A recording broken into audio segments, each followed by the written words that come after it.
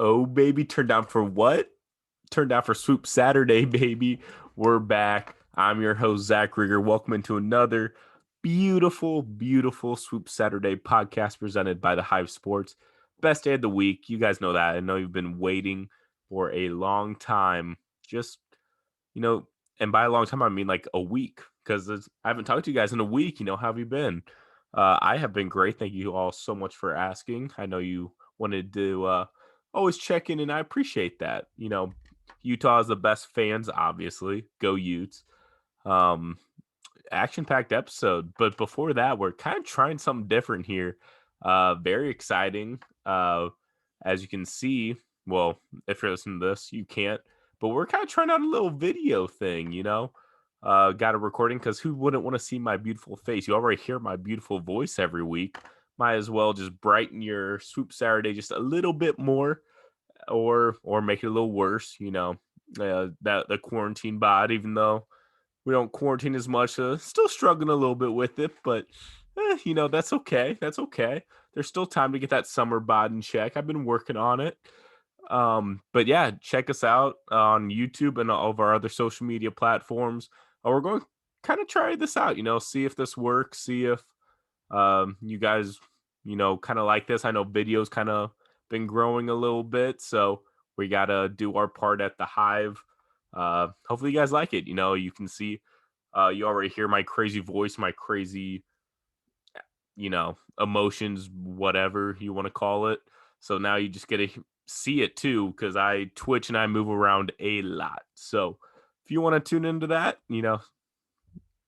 go for it. So for sure on YouTube and, probably on some other social medias, but follow us on all social media. Don't want to miss a thing. Twitter, Instagram, Facebook, you name it, we're on it. We're giving you all the buzz on everything, not just Utah Ute stuff, but there have been some great Utes articles that have been out there. None that I have written because I've been slacking a little bit, but we're working. We're getting this podcast, trying to grow this. But I will have a few articles coming out soon, as I will probably preface later in this episode. But yeah, very exciting time, very exciting episode. I'm rocking my Utah Utes hat. Haven't gotten to rock that in a little bit. And if you tune in, you'll be able to see my beautiful hat head. So, I mean, that's, I think, worth watching the video all in itself just to see that. Because I just, showed it. But, whatever. All right, let's get into some sports. We haven't really talked much about that. The biggest news, I guess, just congrats, Dan. Congrats to all the Utah State fans out there. Rylan Jones, you got him. Rylan, congrats for doing your charity work for the year, going to a program where just the fan base is really hurting and really sad. So, props to you for doing that. And you're going to do your best and try to help them out. They're hurting because we got their coach. So, good for you with that. There's been a lot of transfer portal talk. It's been mostly basketball related, but I mean, football season's coming up, and so we need to talk a lot about what's going on in football because there's a lot of news out there that I kind of remember, kind of knew when it first came out, but I kind of forgot about heading into this season, even though we're still months out, unfortunately. Um, so yeah, we really need to kind of touch on that. And it's always fun to talk football. I am so ready for football season this year. I was thinking about it today, just watching highlights and like there's something about like we're having a full season. Like I'm just ready for college football so bad. And I was just thinking about it. I'm ready for Utes football. I need it, like inject it into my veins. So just doing this research, kind of prepping for this podcast, I am beyond ready. Oh man, just thinking about it, I'm so ready, so ready. You see the mountains in the background. Ooh, the lights glisten off the matte red helmets. Oh man, I'm doing myself dirty with getting into this much detail. That's not good. So, anyways, we got to break it down a little bit. So let's start. We'll kind of go position by position a little bit. Quarterback. I mean, I won't spend too much time here. Obviously, Charlie Brewer coming in from Baylor. Uh, kind of, I'm very interested still kind of to see. Uh, Baylor's very air raid Big 12y, and by Big 12y I mean just all offense, no defense, putting up 60 points a game. Not many football scores should be 60 to 50, but that's the Big 12. So that's why they're in the NFL draft. There really weren't a whole lot of like Big 12 guys. I don't think there were any Big 12 guys in the first round, which was kind of interesting. Um, so be sure, uh, you know, Charlie Brewer does look like the front runner for now. But we'll see. There's still a lot of offseason. But I mean, what he did in the spring game was absolutely insane. And I mean, things have been good. So we'll see how that relates to more of kind of a pro style run first offense. But I mean, I think it could be good. He's the front runner right now. I will one of those articles that I was alluding to earlier. For sure, I'm going to get out there. It's going to be on the QB battle. Right now, it is Charlie Brewer. It's the show, but I mean, there's still a lot of talented guys in the quarterback room. So we'll see what happens. I'm going to put an article out there, and you'll actually see that today while you're listening or watching this. So happy Soup Saturday to you guys. And another happy Soup Saturday. You can see my very messy room that, everything's crammed in. But you know what? One of these days, I'm going to have a perfect sports background set up. Just you wait. Just you wait. But for now, just, we're dealing with the mess together. It is what it is. So yeah, another more QB news. Jake Bentley. He is now going to be the starter for South Alabama. Beat out the incumbent starter there. So good for him. We'll see how he does there. He was very, very exciting for him to come to the program last year. A lot of hype around him coming from South Carolina. I was team rising all the way, and I was right, not to brag. But I mean, we'll see how he does. He was not the answer for us at all, even when he got on the field. We looked so much better with Rising, and then with Drew Lisk coming in. Drew Lisk looked awesome at the end of the season. So have to throw that out there. So still a D1 starter coming out this year. Let's get into some running backs, though. There's been a lot of movement in the trench portal with Utah running backs. Few guys leaving, yes, we know. But we got a couple guys coming in that I'm kind of excited about. Chris Curry is one. He's from LSU, so SEC school. Played great. He doesn't receive the ball much, doesn't catch much out of the backfield, which isn't a deal breaker for the Whittingham offense. But what I noticed really when I was watching his highlight tapes, watching his tape in general, this dude looks for contact. He has the size too. He's 5'11", think like 210, 216, something in that range. Like he's got the size for it, and he's explosive, but he looks for contact. You don't see him try to do too many juke moves or anything too crazy. He just runs through people, and he's kind of successful at it. And if he's successful at it in the SEC, there's a chance he can have some success with it in the Pac-12. And that's the kind of style and the kind of like program kind of culture that Whittingham has built. Just tough-minded guys. And I think Chris Curry definitely fits that. I'm kind of excited to see him play. I think he will do very well. TJ Pledger from Oklahoma, he's also looking pretty nice. He's a smaller guy, but, has a lot of speed. Oklahoma, like, he played well. I like what I saw. We'll see if he can compete with Curry. I think Curry fits the Utah mold a little bit more. But both these guys are going to join Micah Bernard in the backfield. Like, that's three pretty capable guys that are going to be battling it out. So I mean, I'm not a future teller, or a fortune teller, whatever you want to call it. But there could be a running back committee article or running back battle article, maybe once the season gets a little bit closer. But for now, we're sticking with quarterbacks.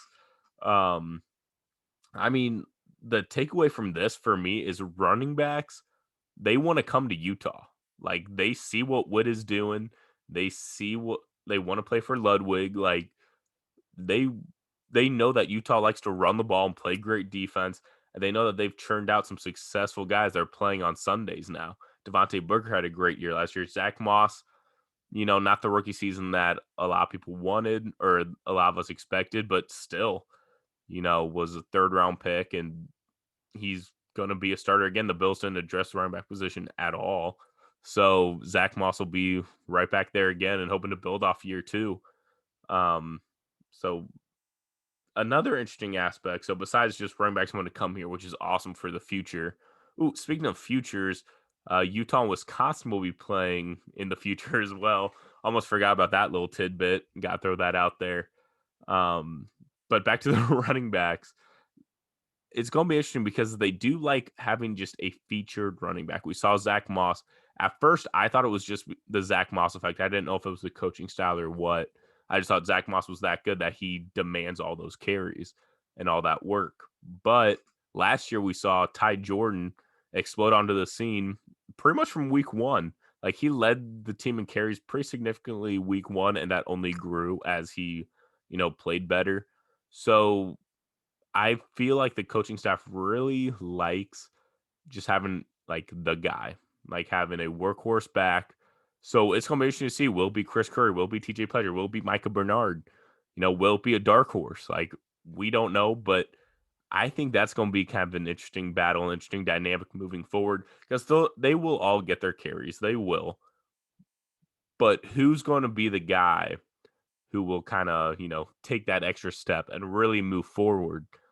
Um, so yeah, the running backs are very intriguing to me this year.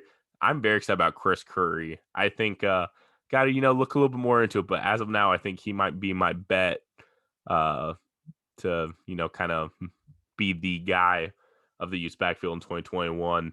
Wide receiver room as well. Kind of moving on to that, they've moved around kind of a lot.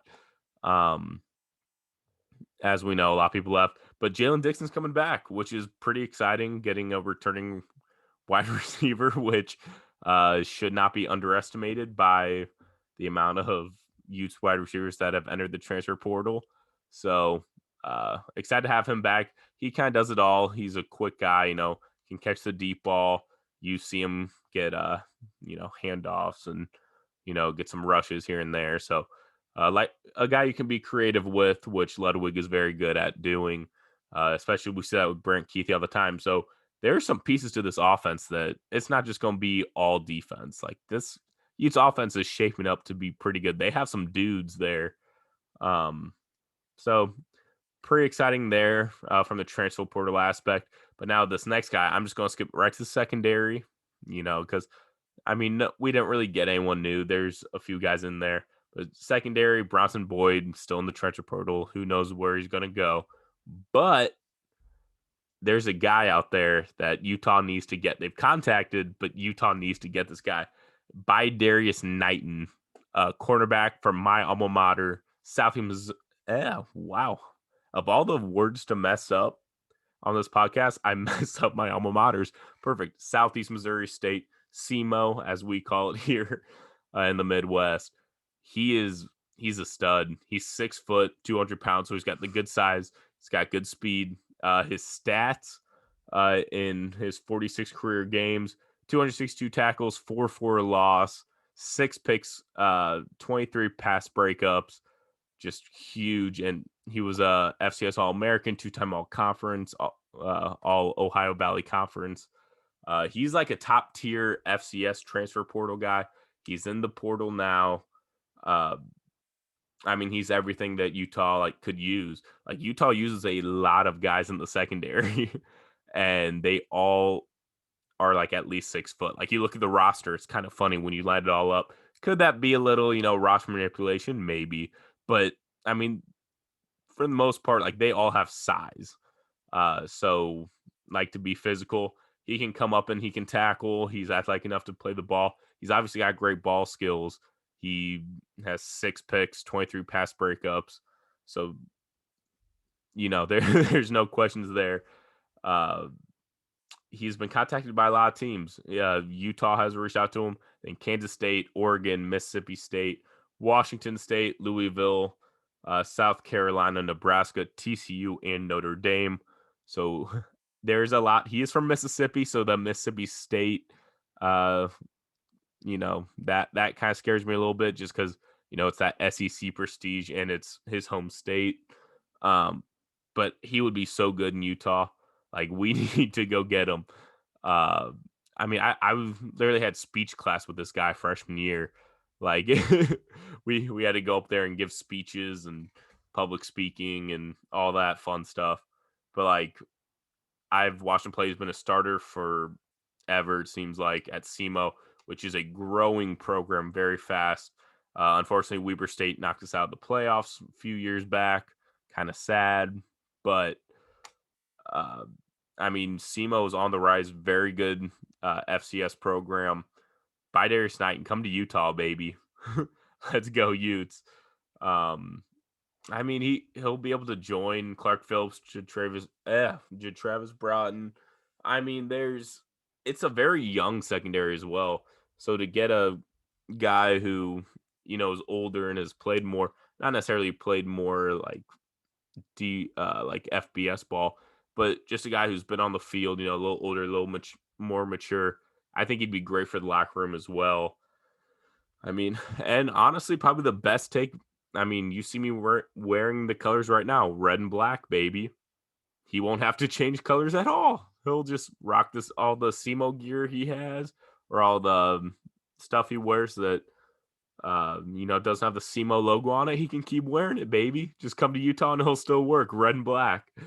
Um, Man, that would be so awesome. I don't get to talk about SEMO much on this podcast, so gotta do that when I can.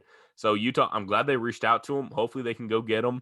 I don't know when he's gonna make a decision, or that it's all still kind of fresh, but Lasco's reaching out to him. There could be some more, but hopefully Utah closes in and we get a little SEMO action in Utah. That'd be fantastic. Um, and then just kind of wrap up this episode. It's been a good one. It's been a fun one. I definitely like the video aspect. But I mean, let us know. You're listening to this. If you go watch it on YouTube or wherever we end up posting it, I mean, let us know. Do you like it? Do you not? Are you like Zach? Please stop showing your face in public. I get it. I get it. You won't hurt my feelings. Well, maybe a little bit, but that's okay. But to kind of wrap this episode up, want to give a special Swoop Saturday congratulations to Devin Lloyd and Noah Rodriguez Trammell for both graduating from Utah. That's awesome. Very excited to see them both play next year. But yeah, congrats. That's awesome. You got that degree. So yeah, let's end with all the ums and let's close this episode out. Once again, be sure to follow us on social media. Thank you all so much for listening or watching or just being there. All the support is much appreciated for Soup Saturday and for the Hive. So yeah, thank you all again so much. I'll stop with the ums. Man, that was kind of a tough ending, kind of brutal, but it is what it is. So go Utes.